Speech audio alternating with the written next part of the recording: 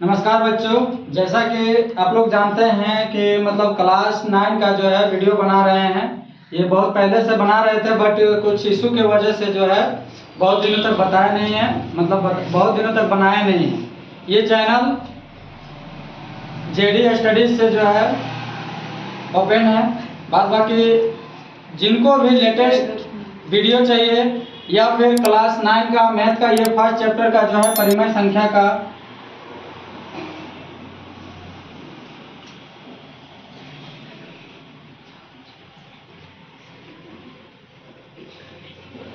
परिमेय संख्या से रिलेटेड कुछ संख्याओं का वर्गीकरण किए हैं, जो कि स्टार्टिंग से है, बेसिक से है। और इसके बाद जो है हम लोग एक एक करके क्वेश्चन को जितना भी 1.1 में जितना भी क्वेश्चन है, 1.2 में, 1.3 में, सारे क्वेश्चन को हम लोग स्टेप बाय स्टेप करेंगे।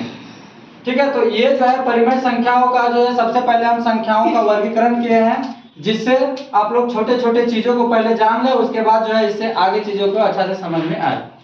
पहला है संख्याओं का वर्गीकरण, क्लासिफिकेशन ऑफ नंबर, इंग्लिश में इसको बोला जाता है।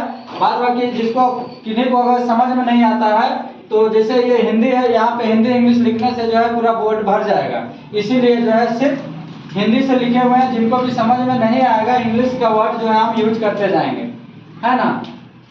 तो ये है संख्याओं का वर्गीकरण। सबसे पहला चीज संख्या को जो है दो भागों में बांटा गया है। पहला है वास्तविक संख्या, दूसरा है काल्पनिक संख्या। उसके बाद वास्तविक संख्या को दो भागों में बांटा गया है। पहला है परिमेय संख्या, दूसरा है अपरिमेय संख्या। उसके बाद परिमेय संख्या को भी दो भागों में बांटा गया है। पहला है पूर्णांक, दूसरा है भिन्न। उसके बाद फिर पूर्णांक को जो है तीन भागों में बांटा गया है। एक धनात्मक पूर्णांक है, दूसरा शून्य है, तीसरा नकारात्मक पूर्णांक है। उसके बाद धनात्मक पूर्णांक और शून्य से मिल करके ही जो है गैर नकारात्मक संख्या बना हुआ है। उसके बाद शून्य और नकारात्मक पूर्णांक से मिल करके जो है गैर धनात्मक बना हुआ है। गैर नकारात्मक संख्या को जो है दो भागों में बांटा गया है। पहला है पूर्ण संख्या, दूसरा है प्राकृतिक संख्या। प्राकृतिक संख्या को भी तीन भागों में बांटा गया है, बट यहाँ पे जगह नहीं होने की वजह से जो है हम उसको नहीं लिखे हुए हैं। ठीक है, तो सबसे पहला चीज वास्तविक संख्या क्या होता है। वास्तविक संख्या को पहले एकदम इजी से समझिए क्या होता है, एकदम ध्यान से देखिए, वीडियो को एकदम स्किप नहीं कीजिएगा। एकदम छोटे से लेकर के बड़े तक जो है हम बताएंगे आप लोग को कि आखिर संख्या है क्या। देखिए, छोटे छोटे चीजों से ही जो है हम लोग बड़े बड़े चीजों का ग्रहण करते हैं, इसीलिए सबसे पहला चीज हम लोग छोटा चीज को जानेंगे, उसके बाद बड़ा चीज को जानने का कोशिश करेंगे। पहला है वास्तविक संख्या। वास्तविक संख्या क्या होता है, जिसको रियल नंबर बोला जाता है। वे सभी संख्याएं जो संख्या रेखा पर प्रस्तुत की जा सके उसे वास्तविक संख्या कहते हैं। तो क्या होता है कि कोई भी संख्या में जो होता है कि हम लोग संख्या रेखा के रूप में निरूपित करते हैं। जैसे 0 होता है, 1 2 3 होता है, -1 -2 -3 होता है। ये वास्तविक संख्या कहलाता है। वास्तविक संख्या के बाद आ जाता है काल्पनिक संख्या। काल्पनिक संख्या क्या होता है कि संख्या रेखा पर निरूपित नहीं किया जा सकता है, उसे हम लोग काल्पनिक संख्या कहते हैं। जैसे -√3 -√5 ये सब का कोई संख्या रेखा नहीं होता है, इसीलिए हम लोग जो है काल्पनिक संख्या कहते हैं। इसके बाद आ जाता है परिमेय संख्या। परिमेय संख्या अच्छा से देखिएगा, क्योंकि हम लोग जो चैप्टर स्टार्ट करेंगे वो चैप्टर का नाम है परिमेय संख्या, और फर्स्ट क्वेश्चन में आता है कि परिमेय संख्या क्या है। तो ये चीज अभी समझ लीजिए, उसके बाद जब हम 1.1 बताएंगे उस समय भी परिमेय संख्या के बारे में डिस्कस करेंगे। तो परिमेय संख्या क्या होता है कि सभी संख्याएं जो P/Q के रूप में लिखी जा सके, जहां P और Q दोनों पूर्णांक है और Q ≠ 0 परिमेय संख्याएं हैं। तो यही होता है कि परिमेय संख्या जिसको हम लोग P/Q के रूप में लिख सकते हैं। P/Q यानी 2/3 4/5 इस तरह का, ये जो है हमारा 4P हो गया और ये हमारा Q हो गया। तो कभी भी परिमेय संख्या में ऐसा नहीं लिख सकते हैं 4/0, क्योंकि Q ≠ 0 होता है। Q कभी 0 नहीं होता है। तो ये परिमेय संख्या में जो है आप लोग एकदम बिल्कुल ध्यान दीजिएगा कि Q जो है कभी भी 0 नहीं होता है, ठीक है।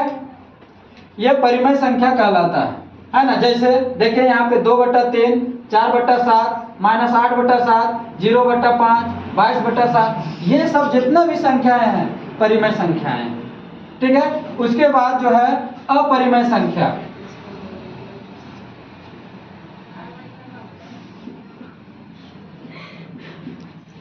अपरिमेय संख्या क्या होता है कि वे सभी संख्याएं जो P/Q के रूप में न लिखी जा सके उसे अपरिमेय संख्या कहते हैं। तो अपरिमेय संख्या वैसी संख्या होती है जिसको हम लोग P/Q के रूप में नहीं लिख सकते हैं। जैसे √2, √3, √5, ये सब को जो है हम लोग P/Q के रूप में नहीं लिख सकते हैं, इसीलिए जो है हम लोग इसको अपरिमेय संख्या कहते हैं। इसके बाद आ जाता है पूर्णांक। पूर्णांक क्या होता है? पूर्णांक प्राकृतिक संख्याओं के धनात्मक और ऋणात्मक संख्याओं और शून्य के समूह को पूर्णांक कहते हैं। तो पूर्णांक वे सभी संख्याएं आ जाती है जिसमें धनात्मक होता है, धनात्मक का मतलब प्लस, और ऋणात्मक संख्याएं जिसमें माइनस और शून्य, मतलब ये तीनों मिल करके जो है संख्या का जो समूह होता है उसे हम लोग पूर्णांक कहते हैं। जैसे इनफाइनाइटी से लेकर के -5, -4 से लेकर के -1, 0, 1, 2 से लेकर के इनफाइनाइटी तक जाएगा, ठीक है। तो ऐसी संख्याओं को जो हम लोग पूर्णांक कहते हैं। पूर्णांक के बाद आ जाता है प्राकृतिक संख्याएं। प्राकृतिक संख्याएं क्या होती है? तो गिनने योग्य संख्याएं प्राकृतिक संख्याएं कहलाती है। तो जिसको हम लोग गिनती करते हैं, जो 1 से स्टार्ट होता है उसे हम लोग प्राकृतिक संख्या कहते हैं। प्राकृतिक संख्या ये सारी संख्या जो है 0, 1, 2, 3। लेकिन यहाँ पे आ जाता है पूर्ण संख्या एक, ठीक है। यहाँ पे देखिए, यहाँ पूर्ण संख्या, प्राकृत संख्या। तो प्राकृत संख्या जो होती है वो हमारा 1 से शुरू होती है और पूर्ण संख्या जो होती है वो 0 से शुरू होती है। तो वही होता है प्राकृतिक संख्याएं जिसको हम लोग गिनती के योग्य कर सकते हैं। वैसी संख्याएं प्राकृतिक संख्याएं कहलाती है। 0, 1, 2, 3, 4, 5, 6, ये हजार, लाख, करोड़ों, अरबों तक संख्याएं जा सकती है, ठीक है। उसके बाद आ जाती है संपूर्ण पूर्णांक। क्या होता है? तो यदि हम सभी प्राकृतिक संख्याओं के समूह में शून्य जोड़ दें, वह समूह संपूर्ण संख्या कहलाता है। तो जितना भी प्राकृतिक संख्या होता है उसमें सिर्फ और सिर्फ हम लोग शून्य जोड़ देते हैं, तो वह संख्या जो है क्या कहलाती है? संपूर्ण पूर्णांक संख्या कहलाती है, ठीक है। उसके बाद ये प्राकृत संख्या और पूर्ण संख्या। तो प्राकृत संख्या वे संख्याएं होती है जो 1 से शुरू होती है, उसे प्राकृत संख्या कहते हैं। और दूसरा होता है पूर्ण संख्या, वैसे संख्याएं जो 0 से शुरू होती है उसे हम लोग पूर्ण संख्या कहते हैं, ठीक है। तो आज के लिए जो है ये परिमेय संख्या का कुछ मेन पॉइंट था जो हम आप लोग से डिस्कस किए हुए हैं। नेक्स्ट क्लास में जो है हम लोग परिमेय संख्या क्लास 9 का एक्सरसाइज 1.1 से स्टार्ट करेंगे। और जहां भी कोई तरह का प्रॉब्लम होगा आप लोग कमेंट कीजिए कि ये चीज़ समझ में नहीं आया, हम फिर से एक बार समझाने का कोशिश करेंगे एक बार। तो इस तरह का जो है न्यू वीडियो आने के लिए आप लोग इस चैनल को सब्सक्राइब करें, नीचे बेल आइकन दिया हुआ है उसको दबाएं, जिससे आप लोग को जैसे ही वीडियो डालें, नया वीडियो डालते ही आप लोग के पास नोटिफिकेशन चले जाए और आप लोग जो है अच्छी तरह से जो है उसको समझ सके। बस, थैंक यू, बाय बाय।